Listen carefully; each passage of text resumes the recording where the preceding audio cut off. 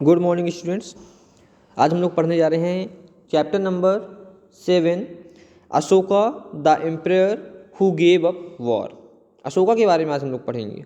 ठीक है।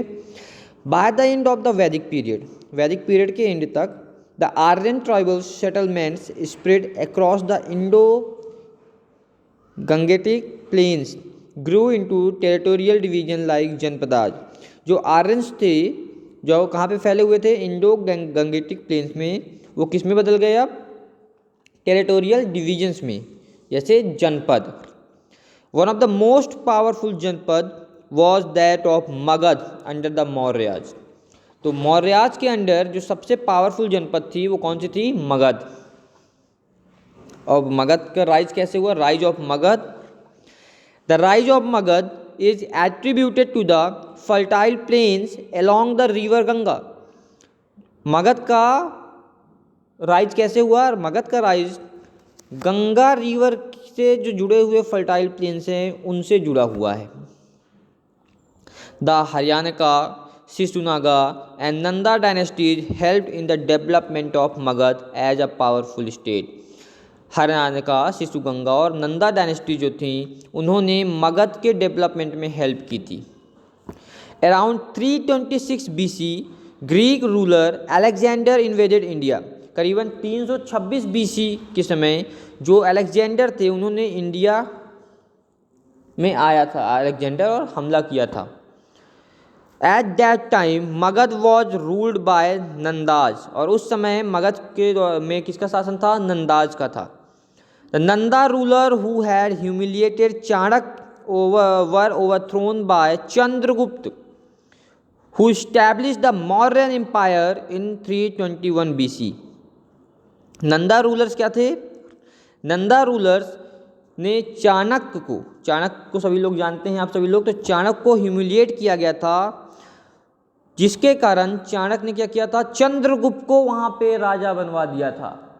और चंद्रगुप्त ने मौर्यन एम्पायर को इस्टेब्लिश किया था 321 BC में, जिसकी कैपिटल क्या थी, पाटलिपुत्र।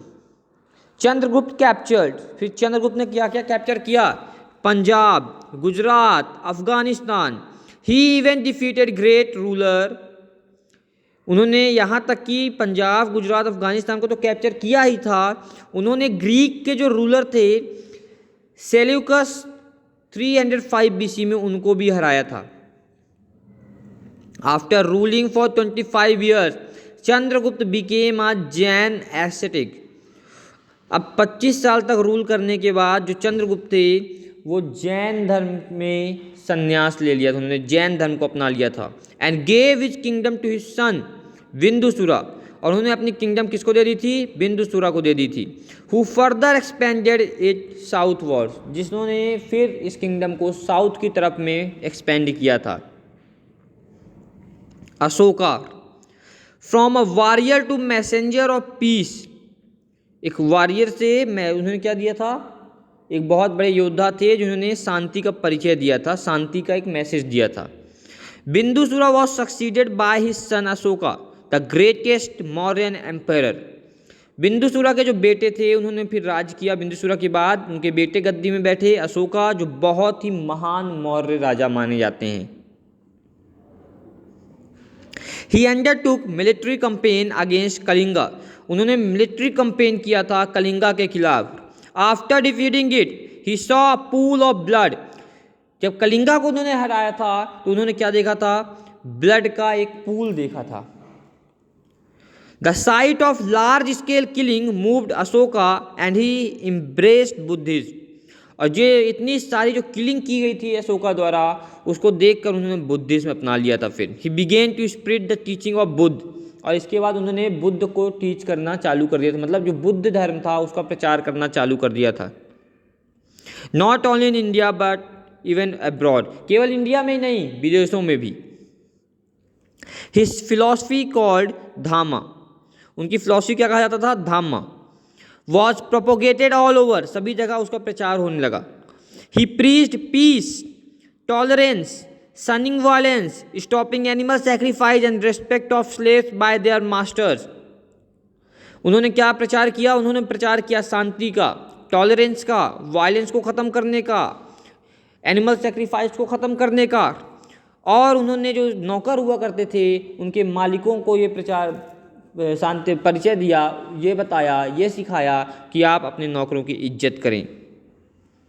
ही सेंट मिशनरीज कॉल्ड धामा महात्माज टू श्रीलंका। उन्होंने अपनी मिशनरीज एक ग्रुप भेजा धामा महात्मा के नाम से श्रीलंका में। Burma and south east Indian countries to propagate Buddhism. Burma और साउथ ईस्ट एशियन कंट्रीज में, ताकि वहाँ भी बुद्धिज्म का प्रचार हो सके। Mauryan administration. The central administration was headed by the king, who was the supreme judge and the lawgiver. जो सेंट्रल एडमिनिस्ट्रेशन था वो किसके द्वारा कंट्रोल किया जाता था? किंग द्वारा। किंग ही सुप्रीम जज और लॉ गिवर था, मीन्स नियम बनाने वाला। The king appointed several officials called mantris and आत्मयाज टू असिस्ट हिम। और किंग ने बहुत सारे ऑफिशियल्स, बहुत सारे लोगों को तैनात किया था अपनी मदद के लिए, जैसे मंत्री हो गए, आत्माज हो गए। और the provincial administration war headed by a governor. और जो प्रोविंशियल एडमिनिस्ट्रेशन था वो किसके द्वारा चलाया जाता था? गवर्नर द्वारा। हु वॉज जनरली या कुमार और आर्यपुत्र, जो कुमार होता था या आर्यों का बेटा होता था। The provinces were divided into district और जनपद। और जो प्रोविंसेस थी वो डिस्ट्रिक्ट और जनपद में डिवाइडेड थी। इसके 3 ऑफिशियल्स थे, प्रदेशिका, राजुका और युक्ता। इसके 3 ऑफिशियल कौन कौन थे? प्रदेशिका, राजुका और युक्ता। मिलिट्री सिस्टम कैसा था? The Mauryas had establish a vast empire with the help of a powerful army. Maurya ने अपने एम्पायर को, बहुत बड़ा एम्पायर जो इस्टेब्लिश किया था, वो किसके मदद से किया? एक पावरफुल आर्मी की मदद से किया। Megasthenes, a Greek ambassador, wrote that soldiers were not numerous class next to the cultivators. एक ग्रीक एम्बेसडर थे मेगाथीन्स, उन्होंने क्या लिखा कि जो इसके सोल्जर्स थे वो क्या थे? कल्टीवेटर्स की तरह थे, जो सबको क्या होते थे? मारते हुए निकल जाते थे। The अर्थशास्त्र mentions 3 types of soldiers, namely hereditary fighting class, mercenaries willing to fight or for any government which engage their services, and artisans. अर्थशास्त्र में 3 प्रकार के सोल्जर्स कहा जाता था। एक हेरेडिटरी फाइटिंग सोल्जर्स होते हैं, दूसरे होते हैं ऐसे सोल्जर्स जो गवर्नमेंट के लिए लड़ते हैं, और तीसरे आर्टिस्ट होते हैं जो लड़ना ही केवल जानते थे। The army consisted of 6 lakh infantry. Army में कितने थे? 6 लाख इन्फेंट्री थे।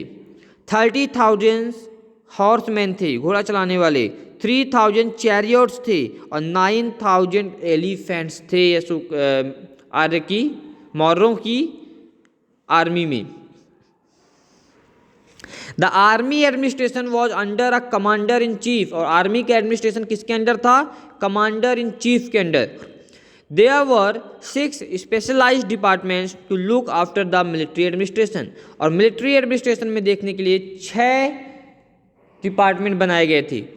Further, the king appointed the number of trusted secret servicemen as spies. इसके बाद जो किंग थे वो अपॉइंट करते थे कुछ सीक्रेट सर्विस के लिए, जो ट्रस्टेड लोग थे सीक्रेट सर्विसमैन के रूप में, जिसे स्पीज कहा जाता था, गुप्तचर। It help the king to know what people thought about him. ये किसमें मदद करता था? ये मदद करता था, गुप्तचर मदद करते थे कि लोग किंग के बारे में क्या सोचते हैं ये जानने में। Achievements of the Mauryas. Mauryas की अचीवमेंट क्या थी? The agriculture was the main occupation of the Mauryas. Mauryas का जो मेन ऑक्यूपेशन था वो था एग्रीकल्चर।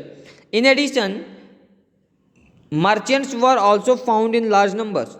एग्रीकल्चर के साथ साथ मर्चेंट्स भी बहुत नंबर में, मतलब बहुत बड़ी संख्या में वहाँ पे पाए जाते थे।